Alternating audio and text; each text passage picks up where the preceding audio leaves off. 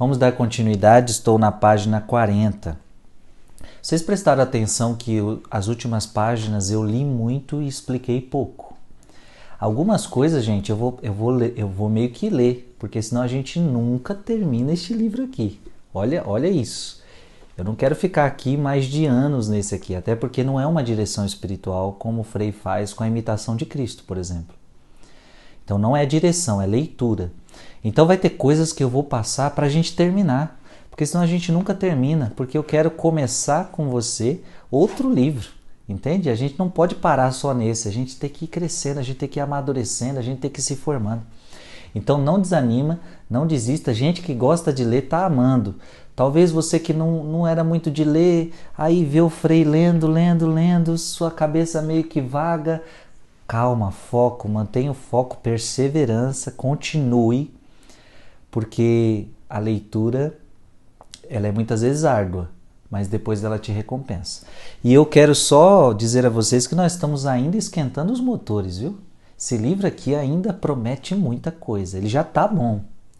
Mas esse início é meio que ele está colocando as bases, os alicerces de muita coisa. Tem coisa boa vindo, não desanime, não desanime.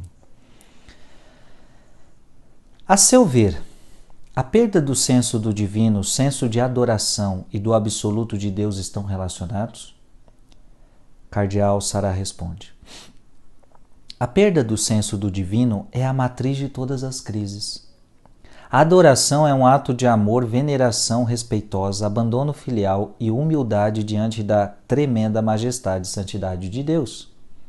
Como Isaías, achamo-nos diante dessa presença grandiosa, diante da qual os serafins clamam um ao outro, dizendo: Santo, Santo, Santo. É o Senhor dos exércitos, a sua glória enche toda a terra. Isaías 6:3. Aclamemos então com o profeta: Ai de mim, estou perdido. Com efeito, sou um homem de lábios impuros e vivo no meio de um povo de lábios impuros, e os meus olhos viram o Rei, Senhor dos exércitos. Isaías 6:5.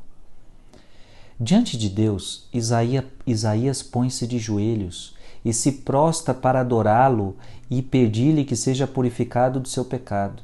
De fato, como podemos nos prostrar e adorar se estamos cheios de pecado? Olha que interessante. Como é que a gente pode adorar a Deus se a gente está cheio de pecado? Como nos manter diante da santidade de Deus se nos apegamos ao nosso pecado? A adoração é a maior marca da nobreza do ser humano. É um reconhecimento da proximidade benévola de Deus e a expressão da nossa surpreendente intimidade com Ele. O homem se mantém prostrado, literalmente esmagado pelo imenso amor que Deus lhe tem. Adorar é deixar-se consumir pelo amor divino. Diante do amor, fica-se sempre de joelhos. Só o Pai pode nos indicar a maneira de adorar e permanecer diante do amor. O Cardeal Sará insiste muito nisso, adorar de joelhos. Adorar de joelhos. E olha, eu vou confessar para vocês, nós temos aqui no convento alguns irmãos que conheceram o Cardeal Sará, assim, de rezar com ele na capela, né? E é incrível, diz que ele entra na capela, ele fica em silêncio diante do Santíssimo Sacramento, de joelhos. E ele é um senhor, hein? E ele é um senhor. E permanece o tempo todo, tipo 1 hora de joelhos na capela, em silêncio. Então é um homem que fala e é um homem que vive o que fala. Devemos entender que a liturgia é um ato humano inspirado por Deus, pelo qual respondemos a Deus que nos ama e se dirige a nós com tanta benevolência. Mas falta-nos adoradores. Para que o povo de Deus adore, é preciso que padres e bispos sejam os primeiros adoradores. Eita, aqui ele puxa a orelha dos padres e do bispo. Para o povo adorar, o padre tem que adorar primeiro. Para o povo adorar, o bispo tem que adorar primeiro. Eles são chamados a permanecer constantemente diante de Deus. Infelizmente, minha gente, eu vou contar algo para vocês que deixa meu coração muito triste.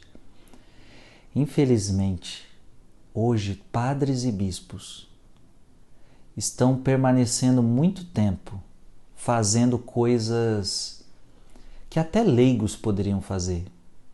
Então, os bispos ficam muito tempo em suas cúrias, com documentos, resolvendo problema, resolvendo questão financeira. Então, ou seja, padres e bispos hoje estão muito ligados à administração.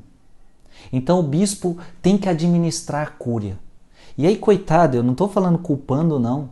Eu estou falando que é uma realidade que a gente precisa ver como mudar isso.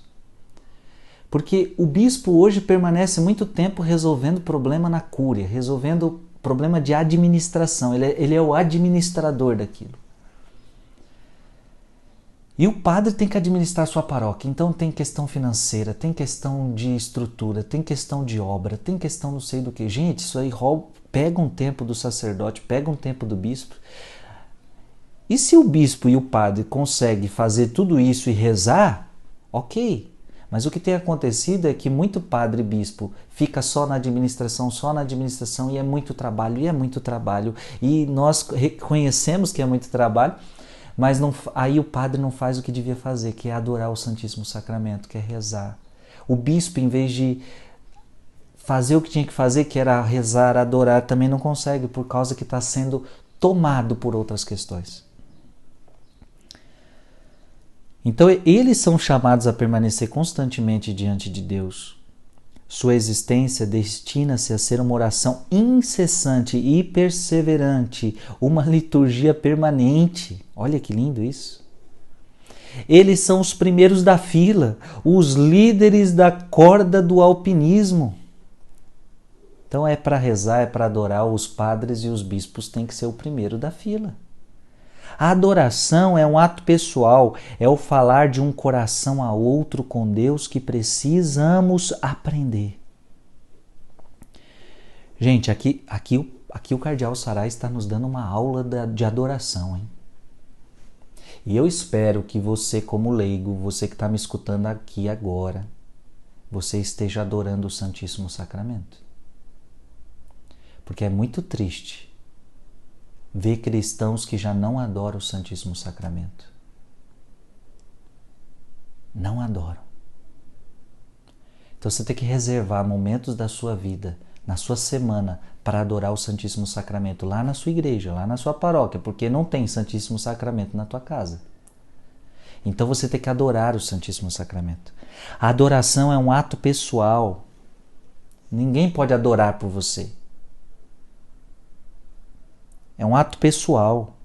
É o falar de um coração ao outro com Deus que precisamos aprender. Lembremos-nos de Moisés, que ensinou o povo judeu a se tornar um povo de adoração, a manter-se fielmente diante de Deus. Ele é o próprio Deus que institui Araão como sacerdote e ele exercerá com seus filhos o sacerdócio de Deus. Os hebreus sabem que devem guardar a lembrança da saída do Egito mediante a celebração pascal, o grande ato de amor de Deus para com seu povo Israel. Vamos continuar no próximo vídeo.